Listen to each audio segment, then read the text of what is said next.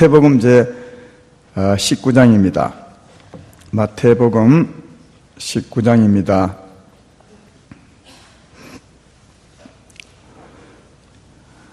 19장 16절부터 22절까지 보겠습니다. 어떤 사람이 주께 와서 이르되 선생이여 내가 무슨 선한 일을 하여 영생을 얻으리까? 예수께서 이르시되 어찌하여 선한 일을 내게 묻느냐? 선한 일은 오직 한 분이시니라. 내가 생명에 들어가려면 계명들을 지키라. 이르되 어느 계명이 오니까? 예수께서 이르시되 살인하지 말라, 간음하지 말라, 도둑질하지 말라, 거짓 증언을 하지 말라, 내 부모를 공경하라, 내 이웃을 내 자신과 같이 사랑하라 하신 것이니라. 그 청년이 이르되 이 모든 것을 내가 지켜 사온데 아직도 무엇이 부족하니까?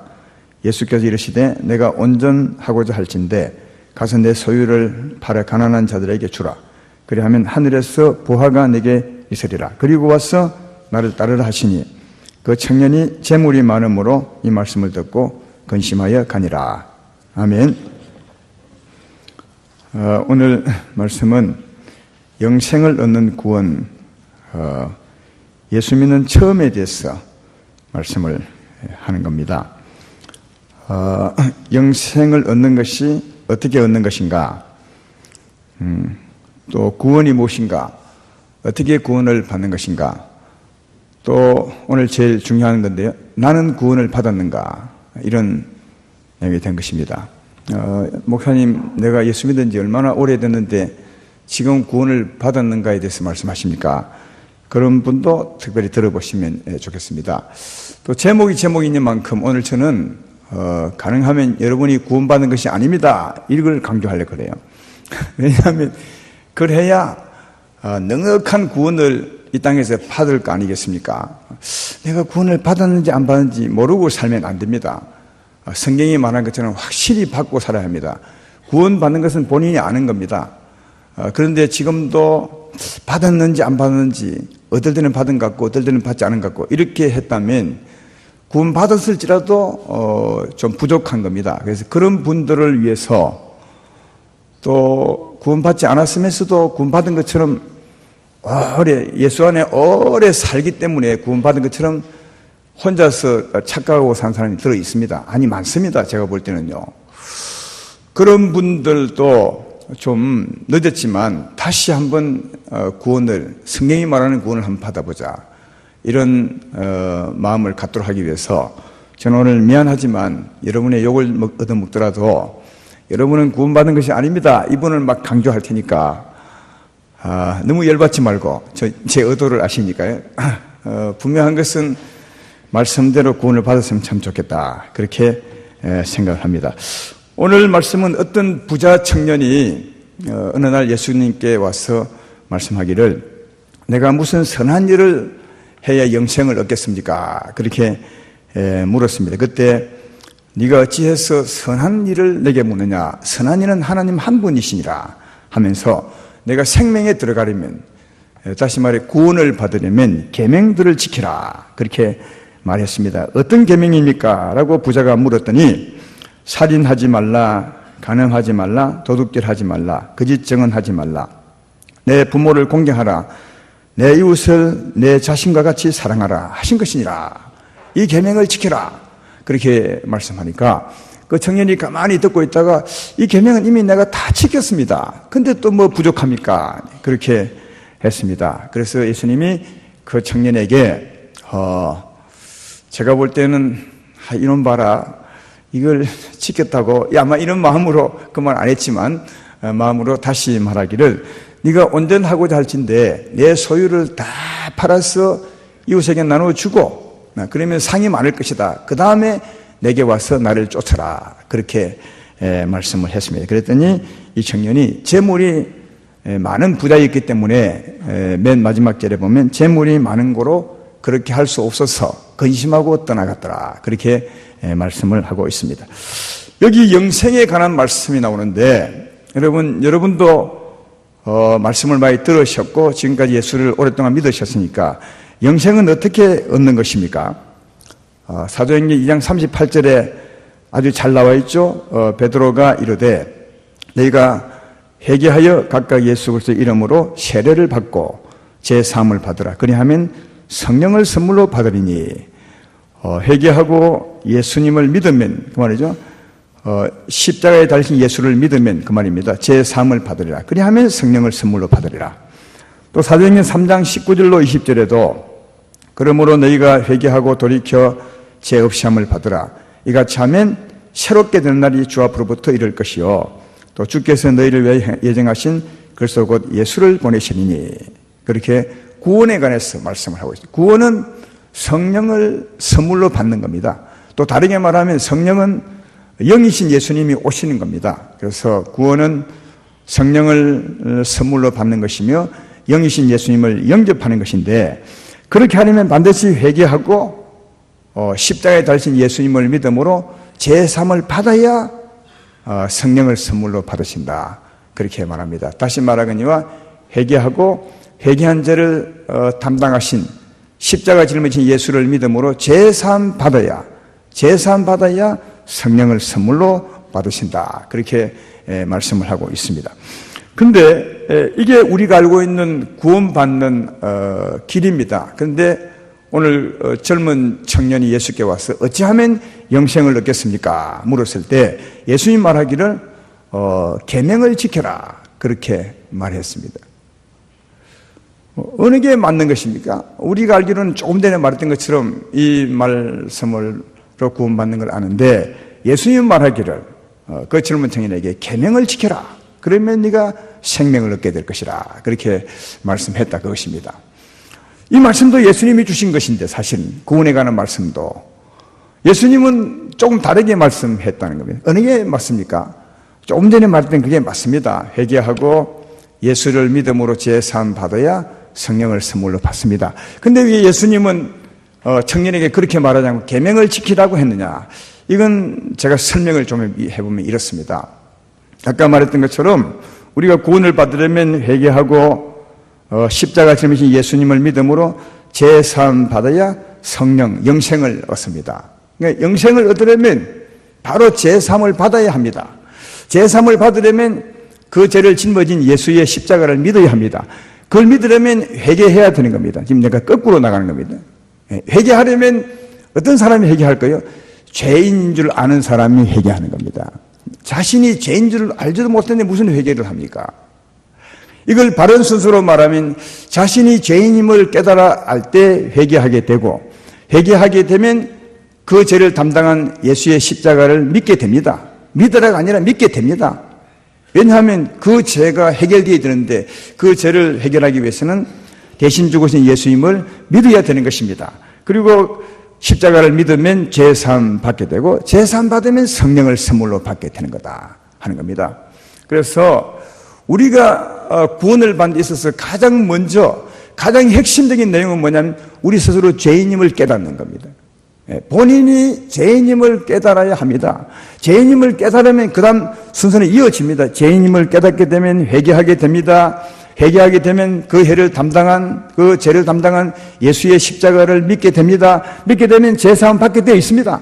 그러면 성령을 선물로 받게 되어 있으므로 우리가 구원받는 데 있어서 가장 먼저요, 가장 핵심적인 것은 내 스스로 죄인임을 깨달아 아는 겁니다.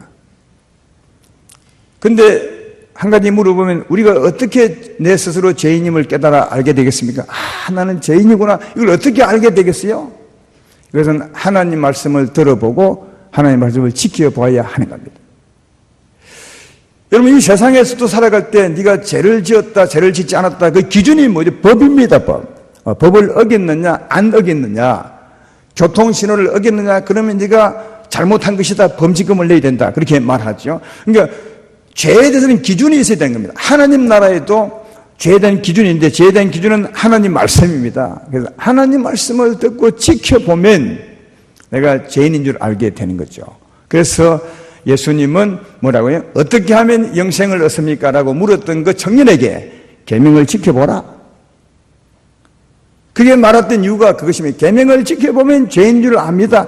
죄인 줄 알면 회개하게 되고 회개하게 되면 십자가를 믿게 됩니다. 믿게 되면 죄 사함 받고 영생을 얻습니다. 제 말 이해되면 아멘 합시다. 그래서 주님은 한 단계 앞서서 진짜를 물은 겁니다.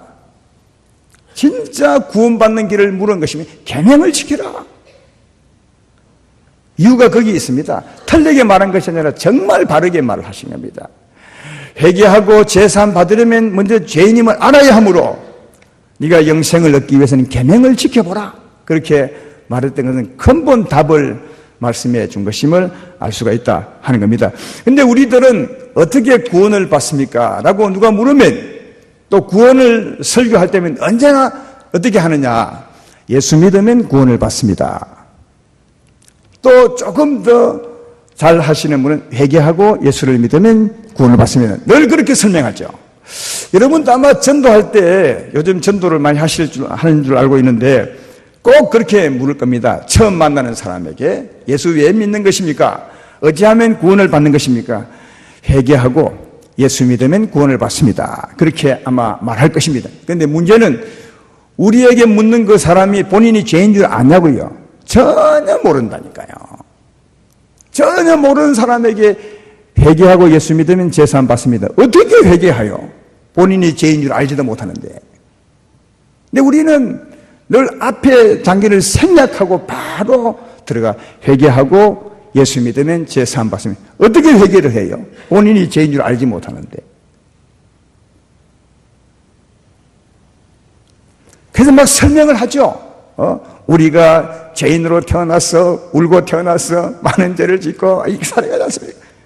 그 말 듣고 본인이 죄인 줄 알겠어요? 물론 하나님의 크신 은혜가, 진짜 크신 은혜가 임해서 그런 말 듣고도 회개하는 분이 혹 있을 수 있습니다. 그런데 대부분은 모릅니다. 요즘 우리나라 무슨 게이트죠? 무슨 순실 게이트인가 이런데 그렇게 많은 죄를 짓고도 본인이 죄인 아니라고 합니다. 여러분, 내가 잘못을 했다 하는 것을 시인하는 것과 내가 죄인이구나 하는 것은 천지 차이입니다. 다 잘못을 했다는 것도 시인 안 합니다. 우리가 그동안 TV를 얼마나 많이 보았습니까? 순실씨만 걸렸습니까? 다 걸렸습니다. 걸려갈 때는 나는 잘못한 것이 하나도 없습니다. 다 그러고 가면 나중에는 죄송합니다 이런데, 근데 죄송합니다 했다는 말은 자기 잘못을 시인했다는 말인데, 그럼 시인했으면 자기가 죄인임을 시인한 겁니까? 천만에요. 잘못을 시인한 것이지, 내가 재수 없어 걸렸다고 한 것이지, 이게 죄인이라고 하는 사람은 별로 없다는 거예요. 그러니까 죄를 짓고도 죄인이라 하지 않는데 몇 마디 설명으로 본인이 죄인임을 안다고요? 천만에요. 제가 말씀을 전해보고 말씀을 보니까 한 가지 깨달아는 것은, 우리들은 영적인 존재를 알지 않습니까? 마귀의 전술 같은 게 있어요. 가보니까 어떤 거냐 하면, 예수님 믿기 전 사람들은 예수 못 믿도록 뭘 하느냐, 어찌하든지 죄인 아니라 그래요. 어찌하든지 죄를 그렇게 많이 짓고 살아도 죄인 아니라 합니다. 전에 언젠가 제가 말한 분 있죠. 나이 많은 그 분에게 복음을 전했는데, 그분에게 분전할 때 우리는 죄인으로 태어나 많은 죄를 짓고 삽니다. 그러므로 예수를 믿어야 됩니다 하니까 그 나이 많은 아주머니가 하시는 말씀이, 내가 70평생 살았어. 죄 한 번도 지은 적이 없는데, 이러면 웃어야 되는 거 아닌가? 내가 너무 진지하네. 70평생을 살면서 죄를 지은 적이 한 번도 없대요. 근데 시집 올 당시에 그때 반찬거리가 없어서 지나가다가 이웃집에 호박 하나 딴 것밖에 없다고. 여러분, 그분 말씀이 맞습니다. 여러분, 다 그렇게 생각합니다. 지나가다가 사람 붙들고 당신은 죄인입니다. 안 맞습니다. 죄인은 아니라고 합니다. 그러면 저희가 수없이 날마다, 아니 시시때때로 더러운 마음을 품고 더러운 말하고 죄를 지으면서도 70평생 죄 한 번 안 지었다는 거예요. 이게 여러분 사람들의 모습입니다.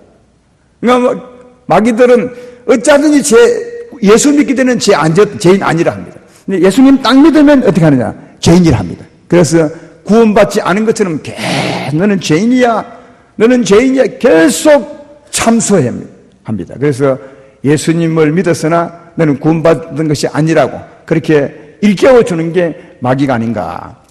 그래서 사람들은 설명으로 잘 못 믿습니다. 그러나 혹시 이런 사람이 있습니다. 설명을 잘하면 또 진지하게 들어보면 그런 것 같기도 합니다. 그래서 이런 말 한 분 있죠. 그렇네요. 맞네요. 나 몰랐는데 그런 것 같네. 내가 죄인인 같네요. 이런 분이 있습니다.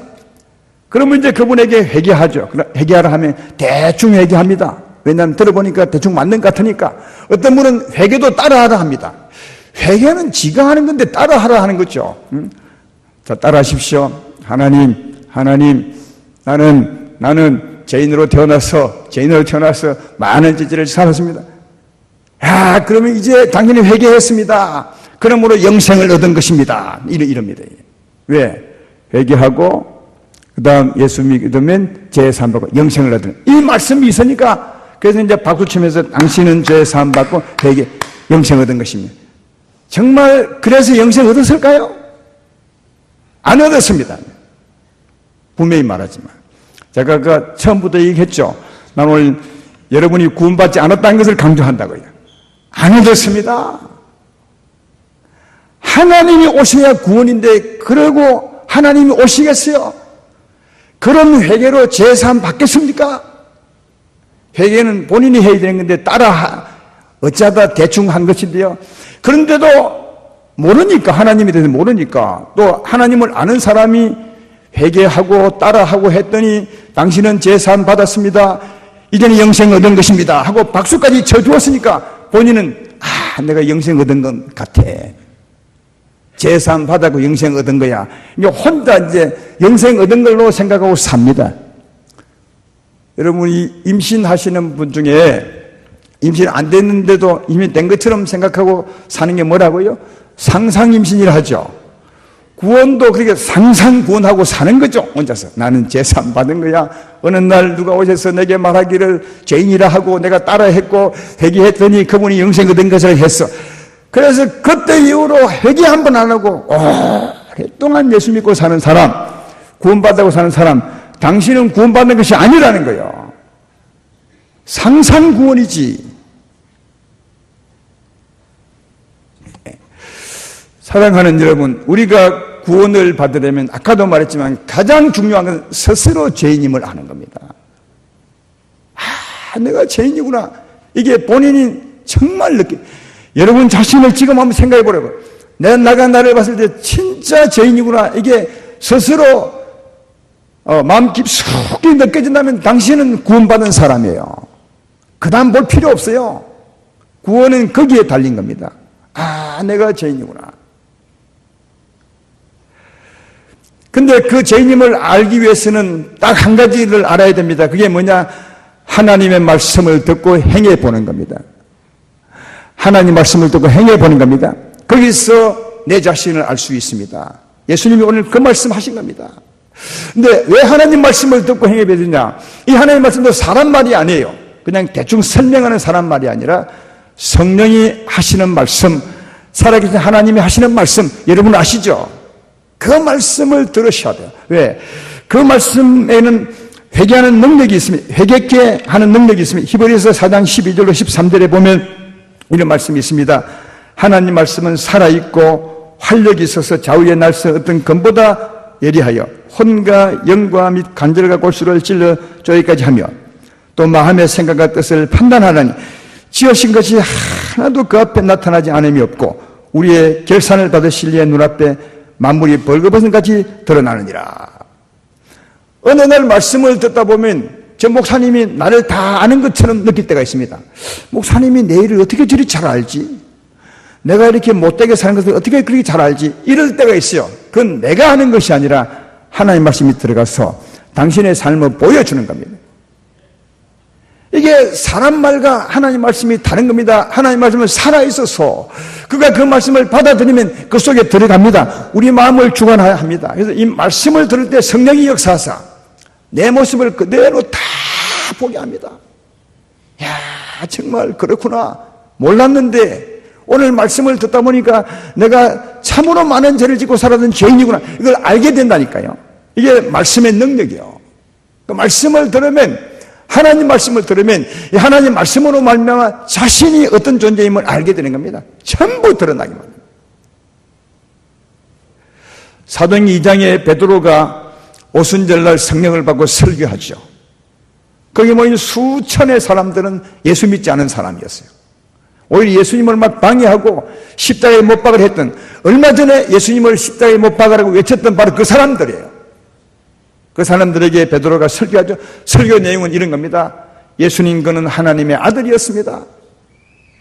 여러분과 나를, 우리들을 구원하시려고 우리의 죄짐을 짊어지고 죽으셨습니다. 근데 당신들이 그걸 알지 못하고 예수님을 십자가에 못 박아 죽었습니다. 이런 내용을 했더니 그 별 내용 아니에요. 근데 그날따라 어떤 반응을 보이냐 하면 그걸 듣고 있던 수많은 사람들이 마음에 찔려서 베드로와 사도들에게 그리하면 형제들아 우리가 어찌할꼬 막 울부짖으며 가슴에 막 통곡이 나오는 마음으로 그렇게 우리가 어찌하면 좋겠습니까? 라고 했습니다. 그때 베드로가 한 말이 아까 했던 그 말씀이요. 사도행전 2장 38절 말씀. 너희가 회개하고 각각 예수 이름으로 세례를 받으라. 그리고 제사함을 받으라. 그리하면 성령을 선물로 주리라. 그 말씀은 그 말 담행. 그러니까 그 말씀도 죄인임을 깨달은 자에게 한 말이었다는 거예요. 우리 어찌할꼬? 우리가 그런 죄를 지었군요. 우리가 죄인입니다. 스스로 깨달은 자들에게 그 죄를 회개하고, 그러니까 죄를 깨달았으니까 회개하지 않을 수 없고, 회개했으니까 십자가를 붙들지 않을 수가 없었고, 그 죄 사함 받고 영생을 얻은 자가 3,000명이나 되었다고 그렇게 말씀했던 것을 볼 수 있습니다. 이처럼 하나님의 말씀을 들으면 알 수 있습니다. 그래서 주의 말씀을 들을 때 귀담아 들으실 필요가 있는 것은 그 말씀이 우리를 회개시키기 때문에 그렇다는 거예요. 또 하나 우리가 우리 자신을 알 수 있는 것은 하나님 말씀을 듣고 지켜보는 거죠. 여러분, 하나님 말씀을 보면 들을 말씀이 있고 듣고 행해 볼 말씀이 있습니다. 듣고 행할 말씀을 한번 행해 보면 행하지 못하는 나를 발견하게 되는 겁니다. 이스라엘 백성들은 오랫동안 하나님의 율법을 받아 살았습니다.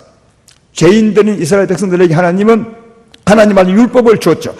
오랫동안 율법을 주셔서 율법을 지키며 살게 된 이유가 뭐냐? 그들 하여금 죄인임을 깨달아 알게 하려고 했어요. 그 수년 동안, 수천 년 동안 너희가 죄인임을 깨달아 알지어다, 이 한 가지 목적으로 율법을 주었어요. 물론 그들은 잘 몰랐지만 말이죠. 그러니까 주의 말씀을 받아 지켜보면 자기가 죄인임을 알게 될 수 있습니다. 근데 여기에는 문제가 있습니다. 무슨 문제가 있냐면 자기가 율법을 보고 지키다 보면은 언제나 자기 수준으로 지킵니다. 그래서 자기 수준으로 지키면서 자기 수준으로 해석하면서 자기 수준으로 지키면서 자기는 다 지켰다고, 문제가 없다고 그렇게 말하는 사람이 있는 게 문제는, 오늘 이 부자 청년이 바로 그런 사람이었어요. 자기 나름대로 지켰죠. 간음하지 말라, 살인하지 말라, 도둑질 하지 말라, 거짓증언 하지 말라, 내 부모를 공여 다 지켰어요. 이 부자 청년은 그건 자기 수준으로 지킨 거죠. 그러나 하나님 말씀은 하나님 수준으로 지켜야 맞는 겁니다. 왜? 하나님 말씀이니까요.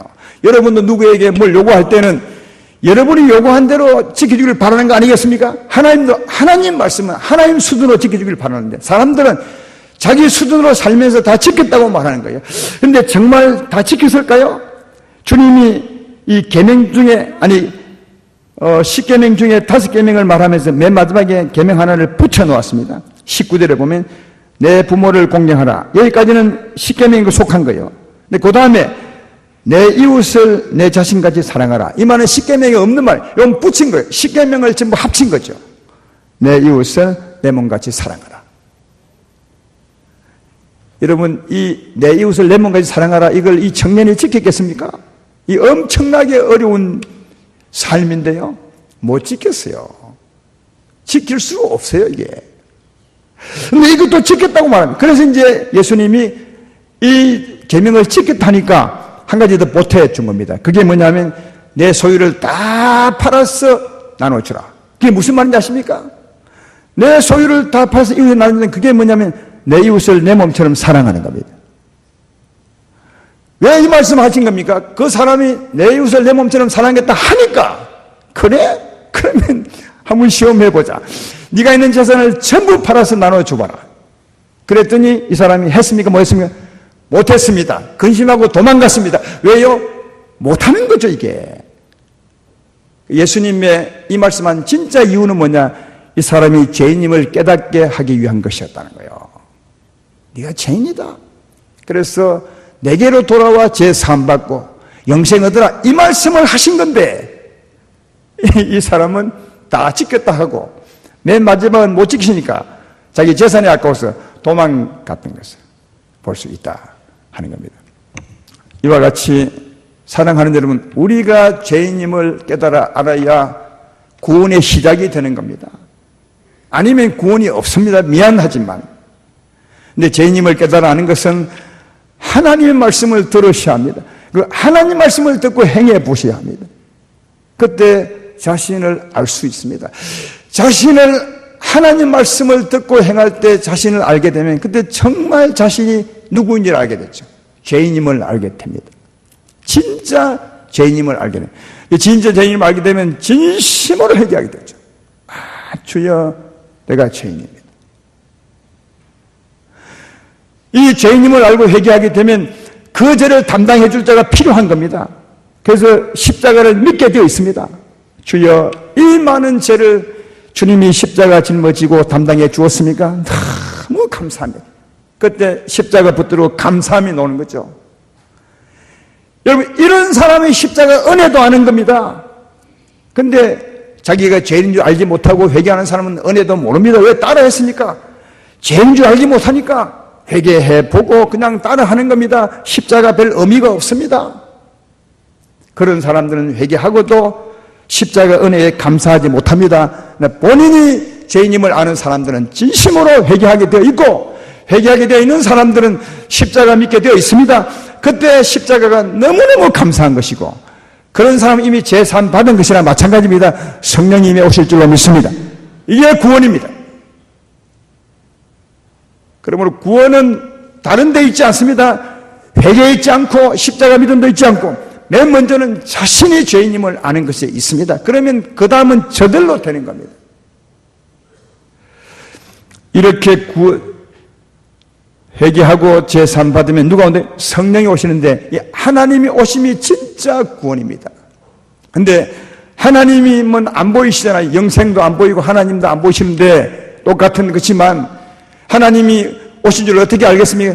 다 알게 되어 있습니다. 왜냐하면 오신 하나님은 가만히 계시지 않습니다. 큰 일을 합니다. 그러니까 엄청난 변화를 일으킵니다. 하나님이 오시면 엄청난 변화가 일어납니다. 내가 자주 말하지만 찬물 한 그릇 먹어도 얼마나 속이 시원합니까? 배고플 때 밥 한 그릇 먹어도 배가 얼마나 부르고 만족합니까? 그런데 하물며 하나님이 안에 오시는데 어떻게 변화가 없겠습니까? 엄청난 변화가 있습니다. 사도행전 9장에 사울에 대한 얘기가 나옵니다. 그가 예수의 은혜로 구원받는 장면이 거기 나오지 않습니까? 여러분, 사울은 어떤 사람이었습니까? 예수님을 핍박하고 예수님을 욕하고 했던 사람이에요. 그래서 예수 믿는 사람들을 잡아다가 옥에 집어넣은 사람, 그걸 일로 삼은 사람이에요. 누가 봉급도 주는 사람이 없는데,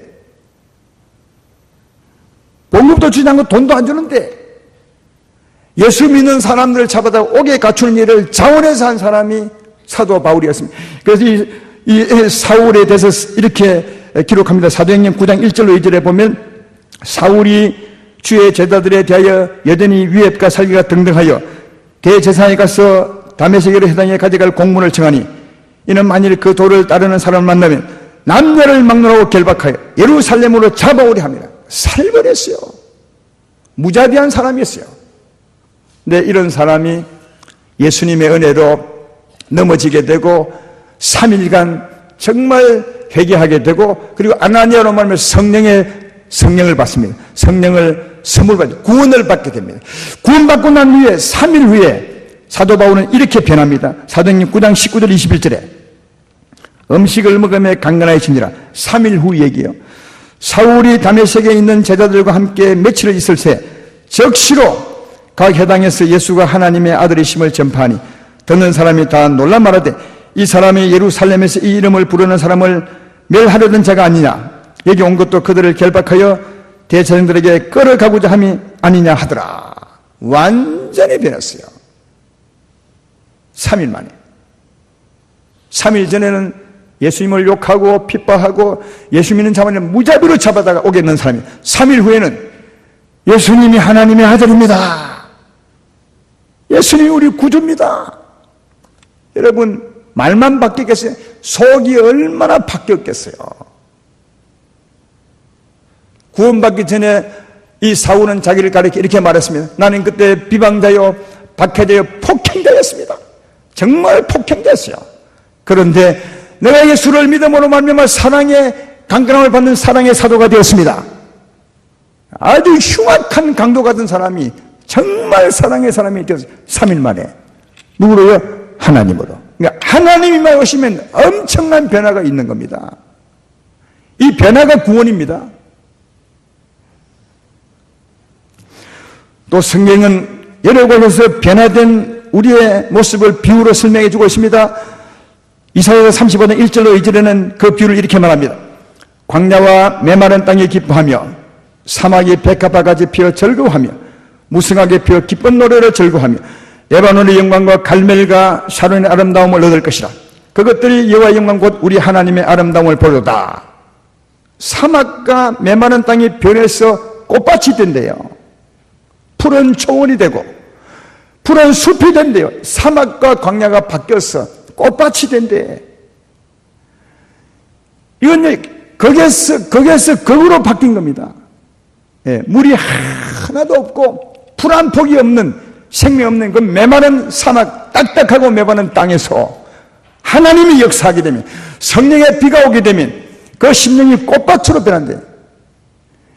여러분, 이게 하나님이 오실 때 우리 심령의 변화를 설명한 겁니다. 비유로요. 예수님도 이걸 가리켜 말했습니다.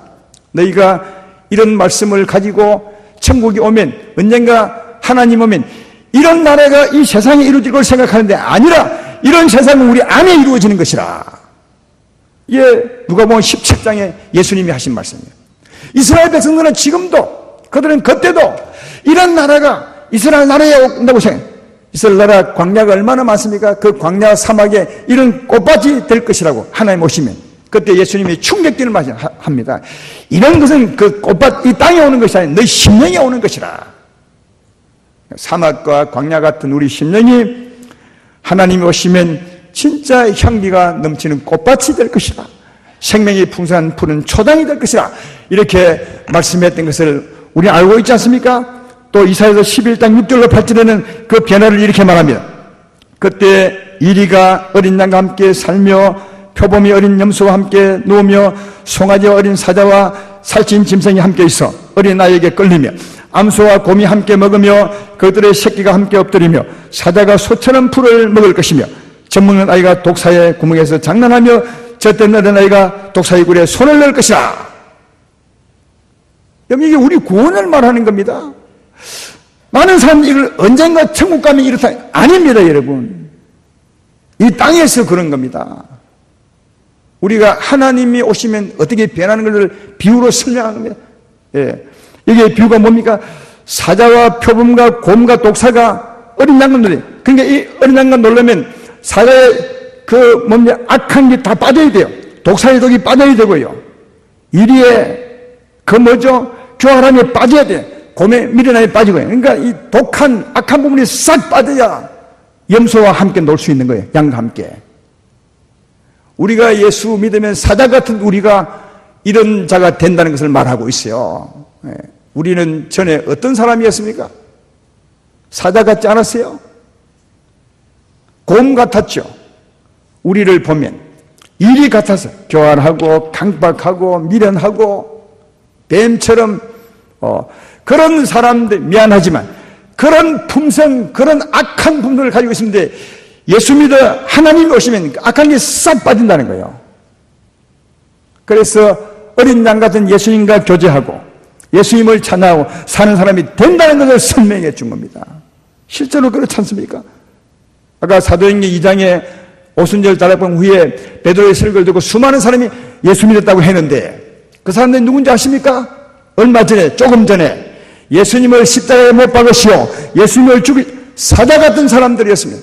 뱀 같은 사람들이었고 이리 같은 아주 흉악한 사람들이었어요. 사울처럼 막 똑같은 사람이죠. 그런데 예수님을 믿고 영접했더니 하나님이 오셨더니 그들이 변했어요. 변한 그들의 모습을 이렇게 기록합니다. 사도행전 2장 44절로 47절에 믿는 사람이 다 함께 있어 모든 물건을 서로 통용하고 재산과 소유를 팔아 각 사람의 필요를 따라 나눠주며 날마다 마음을 같이하여 성전에 모이기를 힘쓰고 집에서 떡을 대며 기쁨과 순전한 마음으로 음식을 먹고 하나님을 찬미하며 온 백성에게 칭송을 받으니 주께서 구원받는 사람을 날마다 되게 하시니라. 이 사람들이 그 사람들이라니까요. 흉악한 사람들이었어요. 사자 같은 사람들이었어요. 그런데 예수님을 영접했더니 하나님 오셔서 어떤 일을 했는지 모르지만 이런 사람으로 바뀌었어요.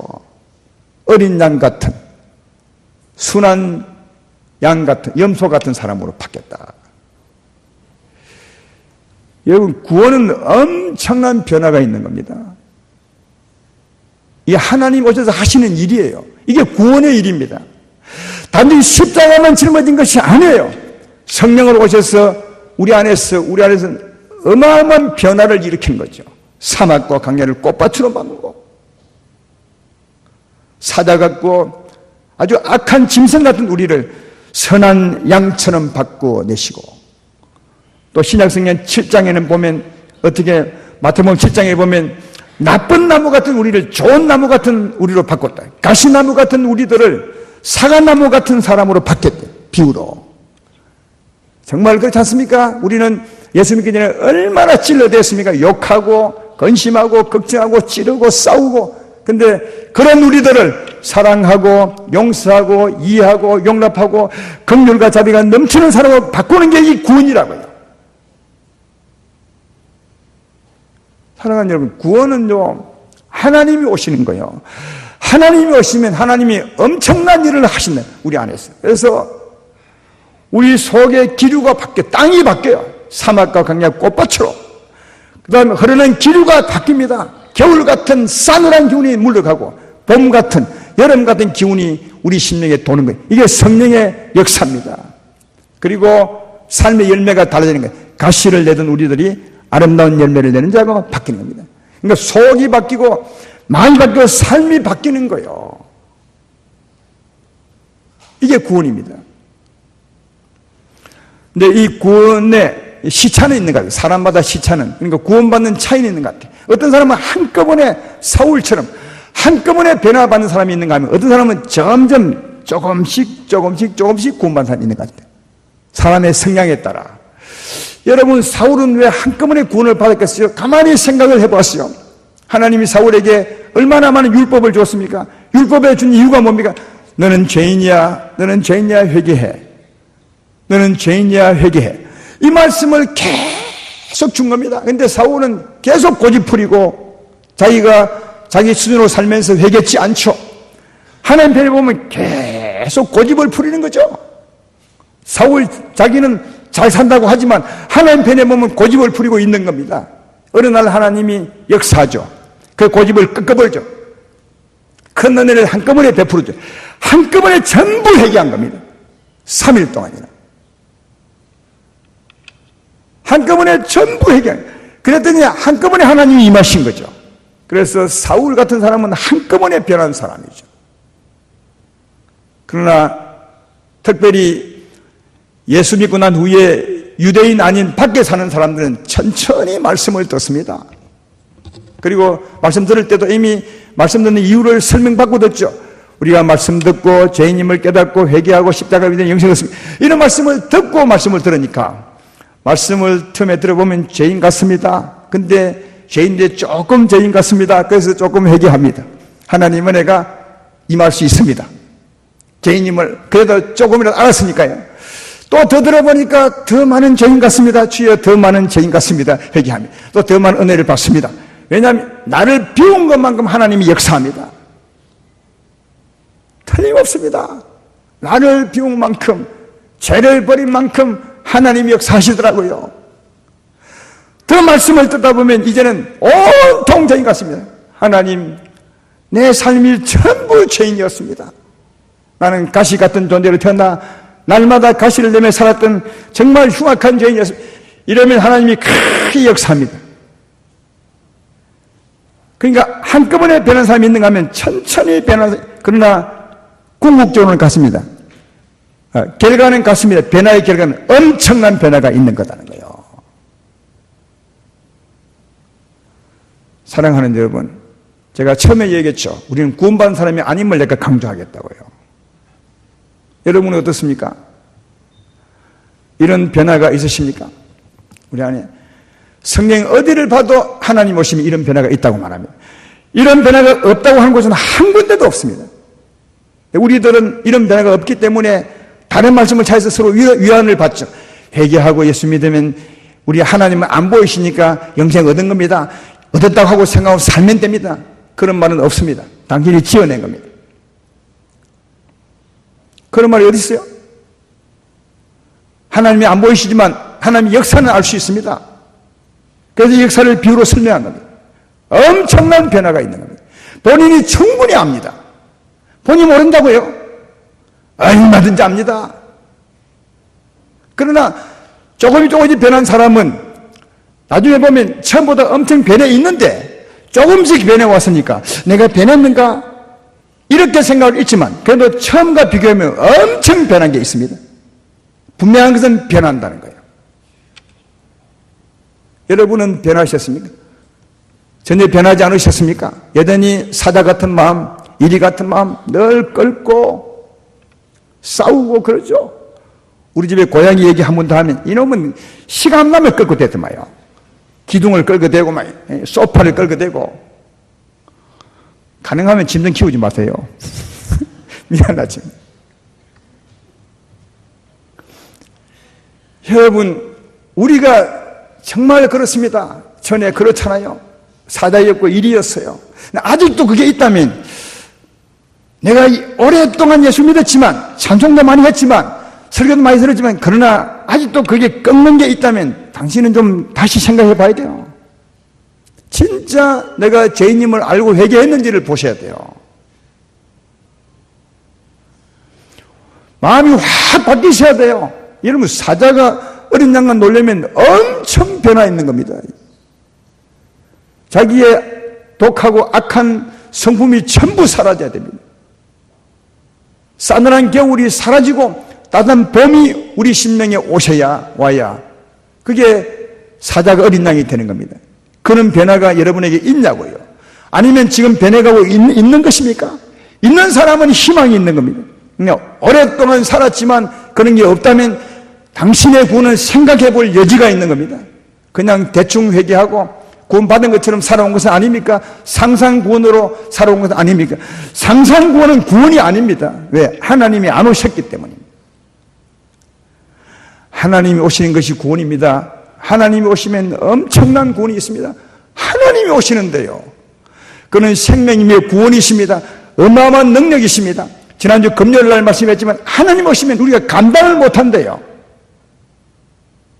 우리 심령을 온갖 근처는 변화시키는 이 일을 감당을 못한대요. 그런 경험이 있으셔야 돼요. 가슴 치며 회개했던 그런 경험이 있으셔야 돼요. 그때 우리가 죄사함 받고 하나님이 우리에게 오시는 것을 알 수가 있습니다. 하나님 오시면 엄청난 변화가 있다는 사실을 꼭 기억하시고 자기를 잘 살펴보시기를 주의 이름으로 축원합니다. 자기가 죄인임을 알아야 하는데 그것은 하나님 말씀을 듣고 행해 보는 것입니다. 구원받지 않았지만 소망은 있습니다. 왜? 우리 앞으로 기회가 얼마나 있는지 모릅니다. 오늘도 이런 사실을 알고 뉘우치면 오늘 주님이 역사할 줄로 믿습니다. 그러므로 우리에게 절망은 없습니다. 희망이 있습니다. 주의 말씀을 잘 들으셔서 자신을 보시고 그 말씀대로 행하여 봄으로 자기를 관찰해 보십시오. 늘 말씀 듣고 남을 보지 말고 자기를 관찰해 보시고 내가 죄인이구나. 그걸 깨달으면 당신은 살아난 사람, 살 수 있습니다. 회개하고 십자가 붙들어 보십시오. 그 은혜가 너무너무 감사할 때 제삼 받게 될 것입니다. 그리고 성령이 타여올 것입니다. 여러분을 구원하시려고. 지금 주님이 여러분 곁에 계십니다. 자신을 알고 바르게 회개하시고 주의 십자가를 붙들어 보시면 주님이 여러분을 달려서도 구원할 줄로 믿습니다. 이는 하나님으로 구원받아 살아가는 여러분 되기를 주의 이름으로 축원합니다.